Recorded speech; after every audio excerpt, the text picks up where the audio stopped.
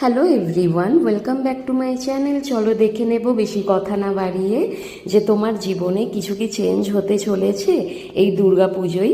ওকে, আচ্ছা, তোমাদের জীবনে না, তোমরা যারা এখানে আনম্যারিড দেখছো, মেবি তোমার ভীষণ তাড়াতাড়ি ম্যারেজ হওয়ার সম্ভাবনা আছে। এবং তোমরা যারা এখানে সেপারেশনে আছো, তোমাদের কিন্তু একটা ইউনিয়নের চান্স আছে।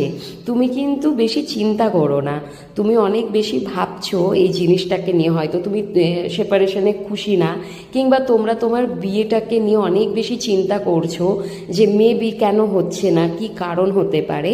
তো তোমাকে বলা হচ্ছে তুমি বেশি চিন্তা করো না, তুমি ভীষণ তোমার ইউনিয়নকে অ্যাট্রাক্ট করতে চলেছো ভীষণ তাড়াতাড়ি। আবার না, তুমি তোমার যে সেপারেশনটা শেষ হতে চলেছে এবং তোমার সম্পর্কে নতুন করে শুরু হতে চলেছে, সেটা ভীষণ স্পিডলি, ভীষণ তাড়াতাড়ি।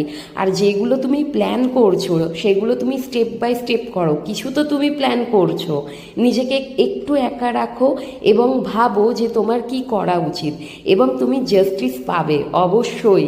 খুব ভালো কার্ড এসে গেছে, তুমি যেটা চাইছো তুমি অবশ্যই পাবে।